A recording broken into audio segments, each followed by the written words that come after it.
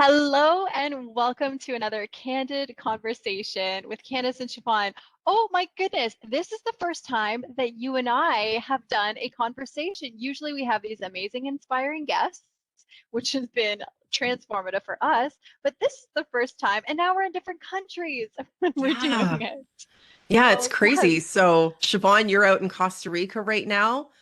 The yep. sunshine is behind you, looking beautiful. And although the sun is shining in my neck of the woods of Windsor, Ontario, it is not like Costa Rica, I'm certain. But I'm really excited to do this. So, we were trying to think about what our topic today is. So, we've got this topic, and there's so many different variants or levels that go into it. So, maybe we could start out by saying that on April 1st, you and we've made this commitment to do a surrender experiment. So you gifted me this book, which I don't have in front of me, by Michael A. Singer, I believe his name is, and it's called The Surrender Experiment. And then I purchased Shonda Rhimes's book, Year of Yes. And then we threw in Audacious Ask. So I've got a really cute little journal. Here's my journal that for my year of yes. This was a gift to me from a good friend. And so what you and I are doing for 1 year, from April 1st of this year to next year, we are going to surrender. And that means surrender when something comes up that makes us a little bit uncomfortable. When we first initially want to say no, we're going to surrender. And then that leads us into the year of yes. So especially with those things, to just say yes and see what happens. And then to be bold, to audaciously ask for what we want without feeling apologetic or filled with shame or regret or like yuckiness, and just being like, I'm doing it. This is what I desire. And I'm going to ask for it, whether it's just out to the universe or to an actual person. Is there anything that you want to add from your interpretation of our year of surrender? That was 100% it. I read Shonda Rhimes' book two years ago, and I was very inspired by it. And then I got onto Michael Singer, and of course, I thought this might be right up your alley. And we both said, "Yeah, we need to do this because," and you said it so perfectly, not feeling guilty about the ask. Because how many times, even as women, to take a compliment, how many times does somebody say, "Oh my gosh, your hair looks great," and your first thing is like, "Oh, I haven't showered. It's oh, I mean, and we can't just say thank you. Yeah. So the same way, not asking and not having that guilt surrounding asking for what we want. And we've already done that a little bit and put it out there, and it's felt a little bit cringy and uncomfortable, Yeah, it but has shown it's up that's already, part of right? it. It showed up before we even began. So that's why you have a journal too, right? To document. You No, you're Yep, doing it online. You have an online journal, right? I'm pen and online. paper girl. And but it's what you're doing is you're paying attention. I realized already that I react. Oh my goodness. Do I ever react? I react with anger. I react with no and resistance right away. That's my pattern. And so what I want to work on is pausing. Pausing. So I don't need to immediately surrender. You're not saying yes to every single thing. We were kind of talking about that. It's the things that would make you normally hesitate and say no to, even if you know it's probably for your best interest or something that might be. So you ask for something and then it comes, but you still say no. So it's about going out of your comfort zone, right? And so right now, just kind of paying attention to how things unfold. What has anything particular happened to you so far that you've noticed, Siobhan? Oh, well, again, like we said, before the surrender experiment, March 30th, I was Right. going to a fire ceremony here, didn't know what was going on, thought I was getting rid of all my dirty secrets, chucking it in the fire, and I was going to call it a wash. Turns out, yeah, to say those things out loud, I was thinking about how I could either lie or slink away and not have anybody notice. Neither of those happened. I ended up stepping up, saying the things I really didn't want to say. I was very uncomfortable. And then it ended up having this connection with this young girl who very much was going through a similar experience. I actually gave her my contact information. She's now gone back to the US, and I said, "Listen, please contact me if you ever just need somebody to talk to." And that was completely out of the comfort zone, not something I wanted to do. So that was already on the pathway to saying, "Yes, yes, I will Yeah. do this uncomfortable thing that I don't want to." And I normally would have said absolutely not. And yeah, and then just being here, some of the sort of synchronicities and connections. And right before we got on a call, I suddenly got this message back from a retreat center that I had reached out to in Mexico asking me to come work there. So very weird sort of things to just say, okay, okay, yes, thank you, more please. Yes. And it's basically, having the curiosity to say, I just want to see what could happen. I just want to see if I said yes, what the next step would be. Instead of my first thought being like, I don't deserve it, not me, somebody else, I'm not qualified, I'm not good enough. Like before any of that stuff can come in, you just say yes. Yes. So it's almost before the fear of disbelief can catch up with you. That's so true. Because initially, when I talked about the pause, my reaction, I think what it is maybe it's not even a pause, it's to say yes instead of no. But it takes time. So, because we're really in a habit, and that's what's going to lead us into the next part of our conversation, we have our habits of what we would normally do rather than saying yes or rather than saying thank you, because I definitely downplay myself all the time. If you compliment me, I'm like, yeah, but my curls look fantastic. Yeah, but I've been really losing hair. It's so frizzy on the top. No, just say thank you. So I think at the beginning there's going to be a lot of paying attention. A lot, and that's what the journal's for, to really track those moments. And Chivonne and I being accountability partners to one another once again. And I swear this is going to turn into a program, because we're going to learn from this. And I'm so curious to see where we're going to be a year from now. But what I wanted to mention is the next part of our conversation. So we wanted to let you guys know that we're doing this experiment. You might hear us talking about it. We're not opening up to people. This is really between Chivonne and I right now as we learn something for ourselves. It's for our own personal growth. But later on, watch out because we're going to share it. But the other thing is, I did a post in our Facebook group. If anyone's wanting to join, it's Total Transformation, Mind, Body, and Soul. And that's what we're all about. But the post was about, if you could take one thing off your plate that would reduce stress, what would it be? And it was very interesting. So I think it was just women who answered the question. And the number one thing was like like household duties, and then job, like debt, money, job stuff. Those were the two top things, right, Chivonne? And then we Yeah. were talking about that because so for me, it was really interesting because I didn't want to say anything where I show my privilege. So we're all privileged in whatever way, but I'm privileged in that I have a full-time job that pays me very, very well. I'm privileged that I own a home and a car. And I was thinking about that, but I'm like, but there's a lot of things that I'm not privileged in. I don't have family support. I mean, I have family who do love me, and I know they might be listening like, wait a minute, what about me? But I don't have a mom and a dad, that kind of family thing and whatever else. So I'm going to speak today unapologetically, taking into consideration that not everyone sits as I do in my pretty castle around me. But to understand that I've experienced struggles as well, and I still stand by what I'm about to share. So, Chivonne, what did you think about what came up in that post about stress? Yeah, well, and that was one of the things that I had commented on one of the posts and just said it would be interesting, to take a look at some of these stress, for example, about the household stuff and the debt. And I said, can we look at why certain, because again, we talk about the privilege, and I even challenged you on that and said, but you've also come up against massive struggle in your life and things that most people will never fortunately have to face in the way that you have, and not to downplay that.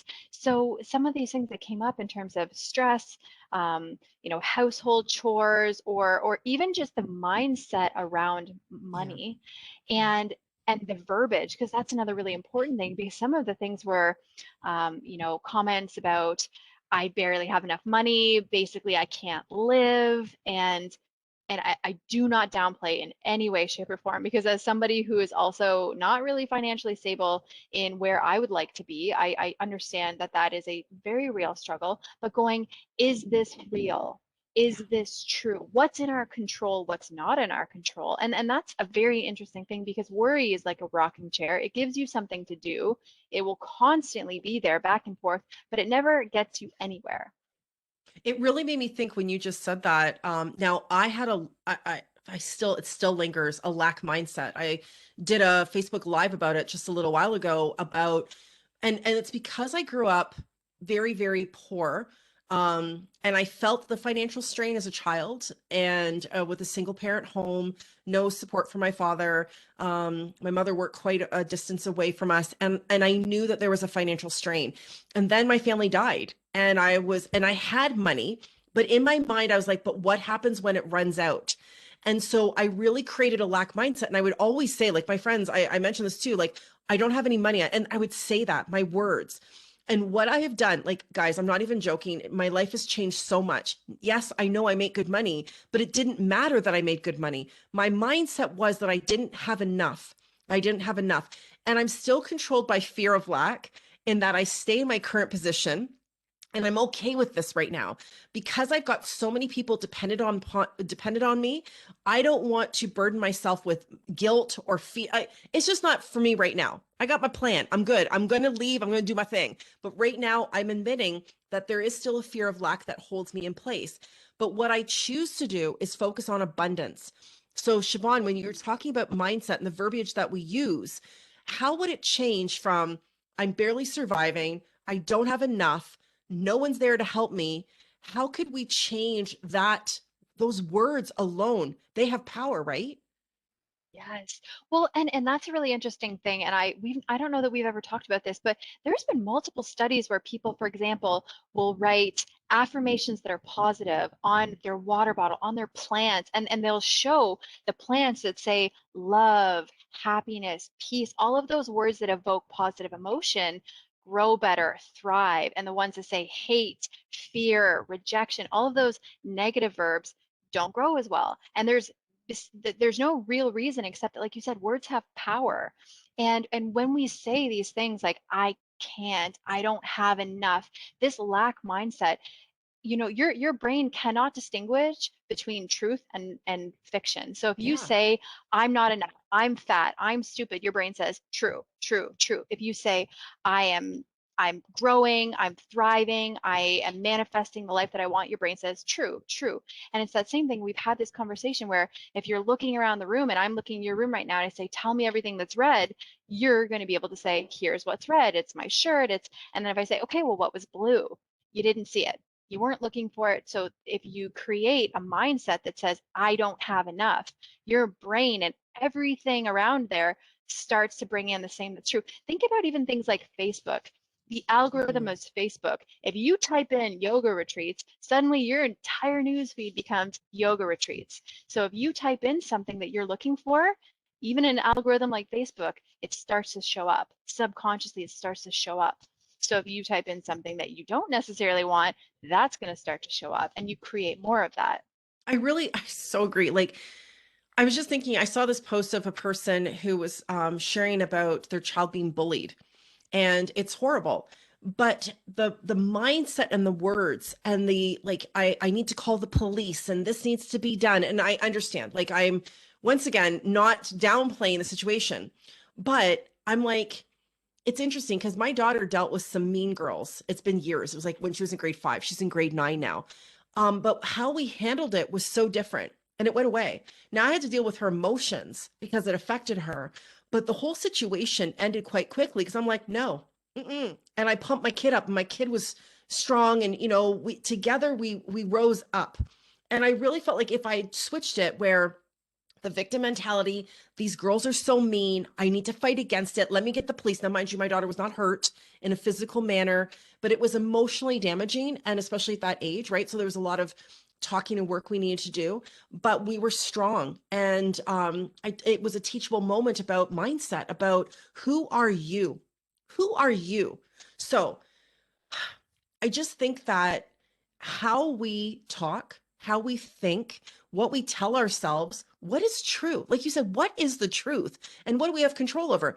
So it's not denying that money might be extremely tight, especially like I just saw a post on Facebook about a business that is remaining open, a restaurant, and saying don't judge and listing their bills and the fact that they have other people who work for them that have families to feed. And I was like, you know what? Do your thing. Do whatever you need to do. There's no judgment for me. I am you, you are me. That's my mindset. I am you, you are me. But people are struggling. So I'm not denying that. But what can we do to support one another, and what can we do to lift ourselves up? And a lot of it is up here. So how do you begin that? Because it's not easy to do. It takes practice. And that's the next part about the conversation. We're gonna stay with this, but one of the challenges is like, Chivonne and I, we okay, hold on. No, I'm gonna get all excited right now.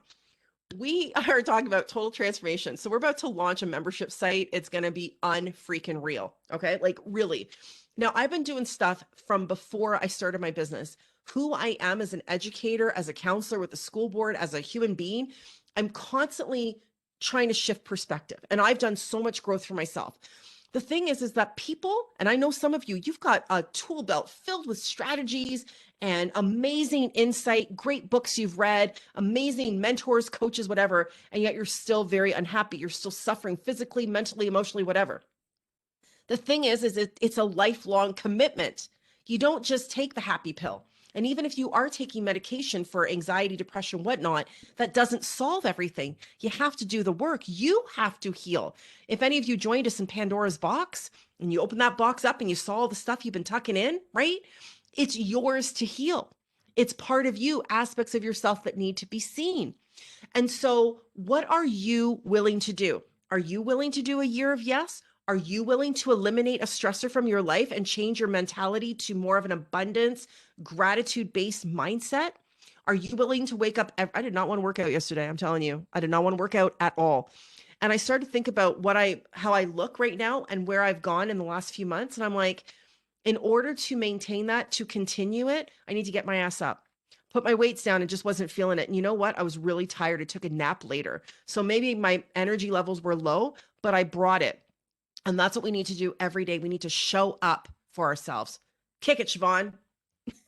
What you got Yes. to Oh add? my gosh. So I know. the Go. wanting versus willing. And Oh, we talk about this so much. And this is again, if you've ever taken any of our courses, which I highly recommend, that does come up is what do you want? Because a lot of us will say, oh, I want for years, I want to go to Costa Rica. I want to teach at a yoga retreat center. I want to. But it was like, what was I willing to do to make that happen? I had to change something in order to create that for myself. Maybe it was a little bit uncomfortable, but I had to change something in my life that was going to get me a step closer to that. And that's the beautiful thing about wanting and willing is once you make the decision that you no longer want to, but you're willing to do that, it, as Candice said, it is a continuous effort. And it's not these big 0 to 100 changes. Sometimes it is, but a lot of it is just what are you doing every single day? Tiny, insignificant things that are going to get you closer. Yours is such a great example. You finally said, I want my body to feel healthy. I want to feel a different kind of way. It didn't go from 0 to 100, but every single day you said, I want this. So you got up and you worked out, even though you didn't want to do it because there's something in that resisted that. But you said, no, I want this more than I'm just saying I want this. So your action, your tiny, insignificant 30-minute workout, that's what at the end of the year is going to be a huge transformation in the way that you feel physically, mentally, emotionally. I just want to add too, though, that even though I did that, if you remember, guys, I was always saying, I love the me that. So even at close to 200 pounds at 5'6", I was still loving me. And I did.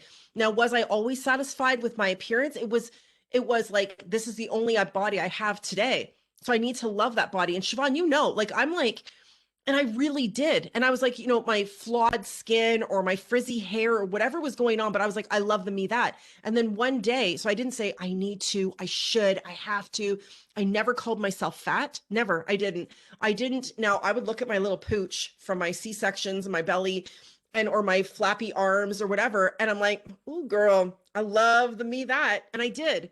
And it was kind of silly, but it took a lot of pressure off. So I'm not saying like, and then all of a sudden it was my birthday, my 46th birthday. I'd gotten sweet treats from my sweetest friends and enjoyed them with my charcuterie tray and wine and whatever. And it was after that I felt really gross. I did. It was like, and it's exactly what I needed because I was like, and you know what? No one has ever bought me sweet treats before. And two friends sent me sweet treats, all these different delicious sweet treats. Siobhan's one of them. And the funny thing is, I think that's exactly what I needed. how sweet life is. And then all of a sudden I was just like, I just want to make some changes. And it just started, and I haven't stopped yet. I have not stopped. There's been a couple days I haven't worked out. I mean, I hurt myself. My body slowed me down, but I just keep on going.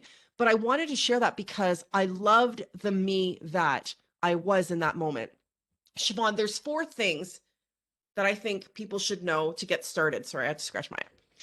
So we've got some principles. They're principles that I've had that I've been like, living my life by. But Chivonne, what is the number one thing that every single person can do today to start making a change? What's the number one thing? We didn't even talk about this. I know she knows. No. What's the number one thing? Yeah, I mean, number one, gratitude, Gratitude. gratitude. That is literally, we come back to that so often. And honestly, it's so fascinating how you can change your situation. I'll give you a really good example about where I am right now. I came down here and I was meant to be in a different room than where I currently am. If you could see where I'm currently staying, it is a storage container, bed, dresser thing. That is it. In the jungle, has some wooden sliding door, doesn't even close all the way. That was not what I was coming down here to. That was not what was agreed upon. And I just had to surrender into the moment and say, okay, this is where I am right now. And there's been multiple people who've come up to me and said, why are you not angry? Why are you? And there's actually been a little bit of resistance that I've gotten from people being like, why aren't you making a big deal about this? And I said, I am grateful that I'm here right now. I am grateful that I'm waking up and I hear the ocean. I could spend a lot of my energy being very irritated about this one thing, but instead of focusing that energy there, I said, no, I'm so grateful for this moment. I'm so grateful that this is where I get to wake up.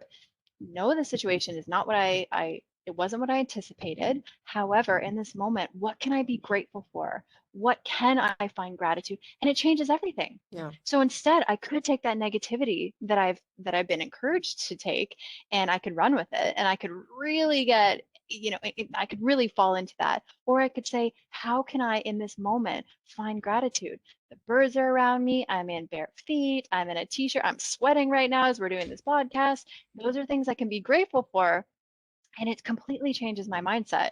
So yeah, we didn't talk about this, but number one, so Yep. what can you be grateful for? Get that journal out, write your 5 things. And there's always something. And then the more that you start to pay attention, the more that you realize the things that you can be grateful for don't necessarily have to be monumental. I live in Costa Rica. I'm grateful that I have internet access. And here we are in 2 different time zones, 2 different countries, still being able to connect. I'm grateful that I have fresh water sitting beside me because so many other people don't. I'm grateful that I have a cell phone that takes amazing pictures and I get to have moments and monuments of this place that I'm in.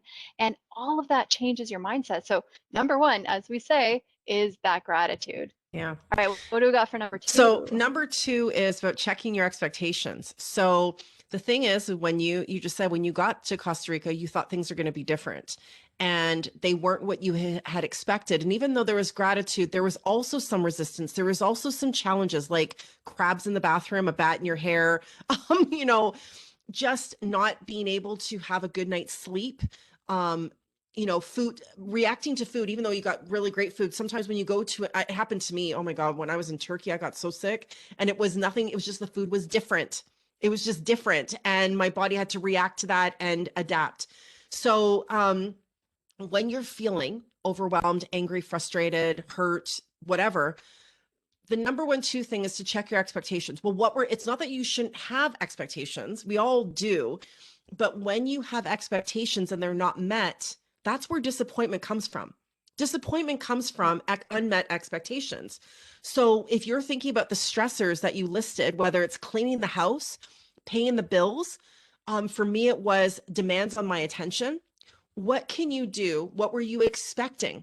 And then how can you shift your perspective on that? So the first part is just acknowledging your expectations, right? I don't know. Is there anything Yes. you want to add to that one? Yeah. And then no, I mean, and that's perfect because you're 100% right. It's anytime, and this is such an interesting thing about even relationships is that we subconsciously put all of these expectations on other people that they have no idea about. Right. They don't know that we've created this idea of how they should respond. And think about how miscommunication happens because you have this expectation that somebody's going to respond or react to a certain way or do a certain thing, and then we've almost set them up to fail because they have no idea that this was already put out there, or this was supposed to happen, and then we allow ourselves to react and to respond and Yeah. to be angry. And I know I've done that because for me, my expectation is I'm on time, you're on time. Oh yeah. Not everybody runs with that same expectation, and I know I've had to check myself going, okay, well, if I'm now mad. Like there's been moments I was going camping with some friends last summer and I was angry because the people were not on time to pick me up. And I was like, this is so inconsiderate. And then eventually I was like, does this matter? Is this that important? It's an expectation for me, but I'm not somebody else. So totally changed the dynamic when I said, you know what, this is me. This is my stuff. How many fucks do you have to give, Siobhan? Yeah. Yeah. If you ever hear me say, it's like, if I had $5 to give, would I waste one of those bucks on this situation? And normally I wouldn't. So I'm Right. still reserving my last $4 on big things. Now that's So, more into like letting go of control and things like that, but checking your yeah. expectations. So number one is gratitude. Number two is checking your expectations, and just it's about creating awareness.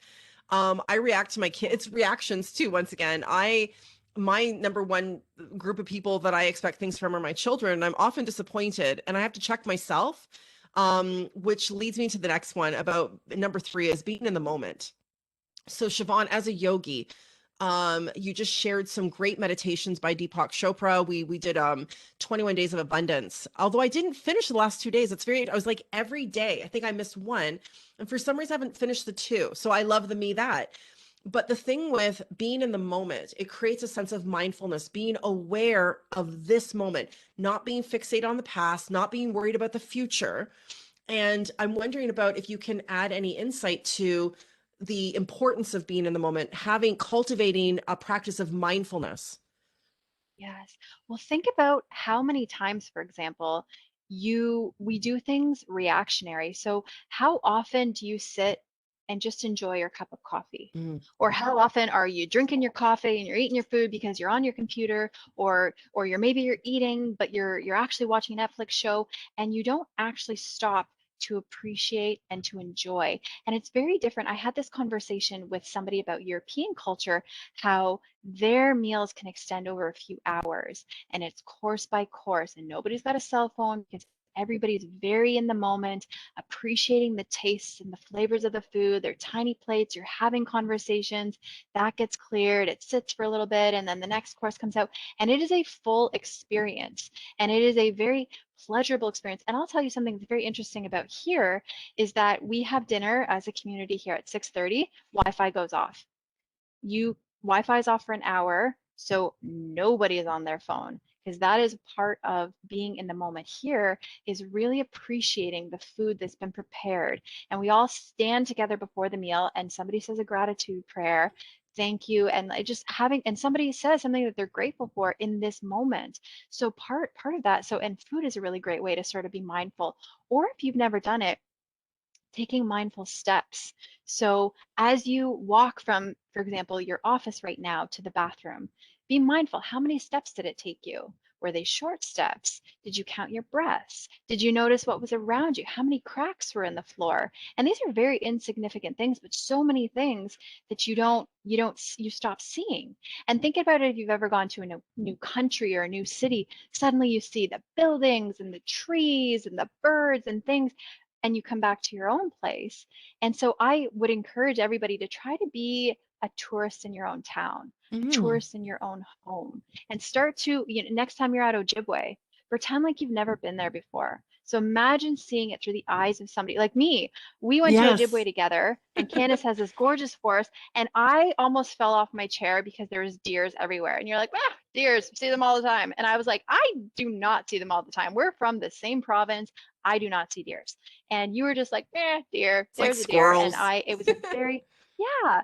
And And I for me, do I was love like, them. It's just that every wow. walk I go on, I see deer. And so, but Siobhan was like, oh, wait, I need to get this on camera. And it was like, and I really enjoyed seeing her eagerness. And it reminded me once again of how special that is. And mindfulness. So when you are stressed, stress is often linked to worry, right? It's linked to overwhelm, which is like my number one issue is feeling overwhelmed. And so, how to de-stress, come back to the moment. When you lead us in meditations, which are fantastic, we collaborate. I write, she does them. It's amazing. And but you lead us in breath work. And it's like when we are focused on our breath, we can't focus on the other things. And so, my advice to you guys then is when you're feeling stressed or you get overwhelmed or frustrated or angry, come back to the moment. You know, it's hard to be in gratitude in that moment, but if you can just take a deep breath and come back to the moment, what's the first thing I can do? So, number 4, Yes. then, being gentle with yourself. So, these are the top 4 principles that I were gifted to me by some divine knowing power when I was going through my big struggles back in 2013. And they took some time to come to me. And I didn't realize they were principles until I did a timeline of all these different things and how I kind of healed and got better. And after I started to be in the moment, check my expectations, and go to gratitude, I realized that I was kind of crazy, a little bit neurotic, a little bit selfish, very angry, really hurting. And then I went into guilt and blame and shame because that's how I grew up. You know, I grew up not thinking I was good enough, that I was too much of something and not enough of something else. And so being gentle with myself is so important. And that's where I love them. And I didn't actually say I love the me that.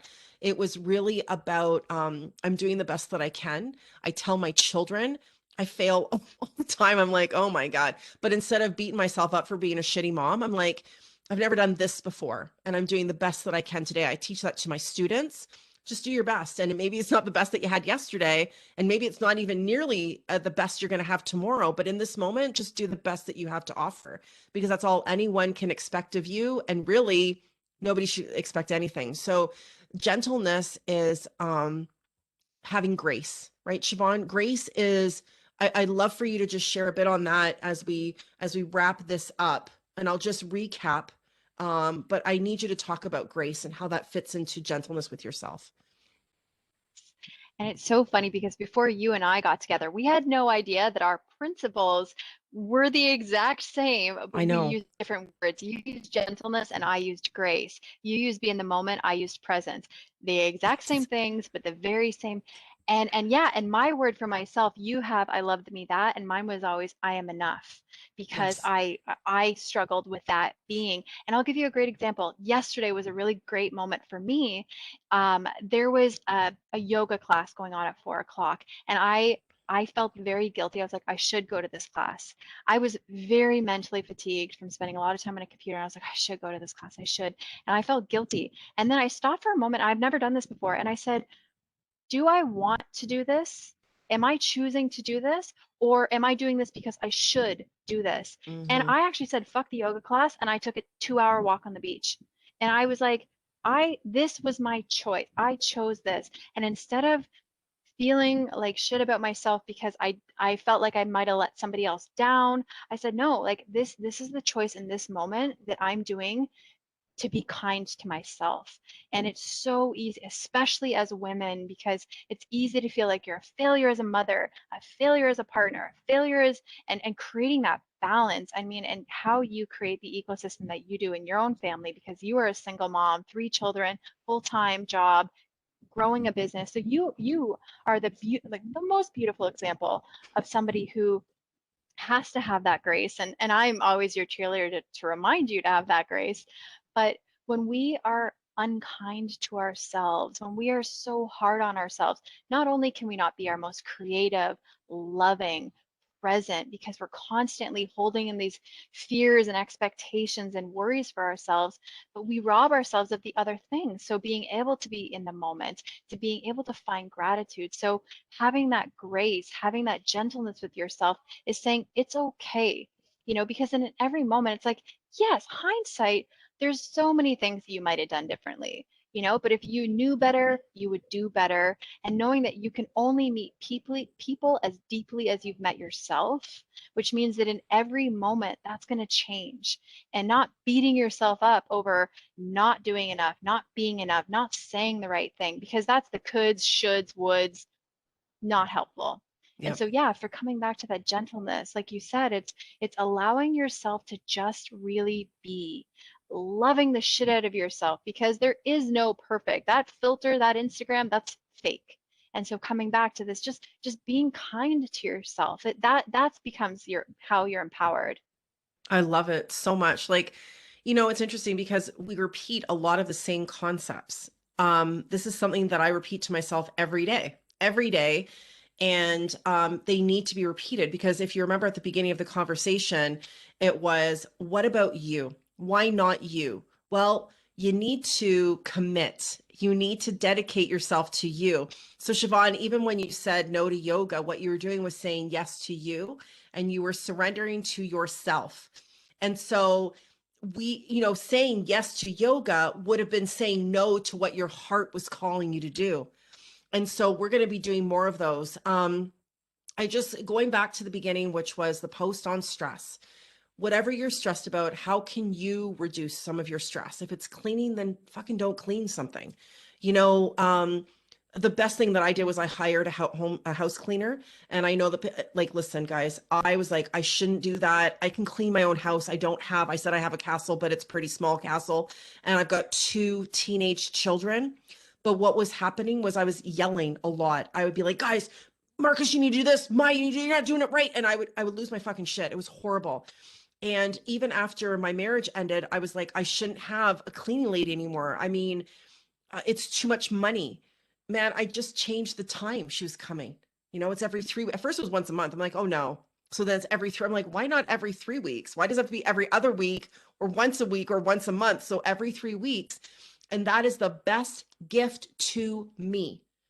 That goes on to the other things about being generous with yourself, but that's another day. So remember, if you want to reduce stress in your life, if you want to make your life, if you want to shift your life, gratitude is number 1.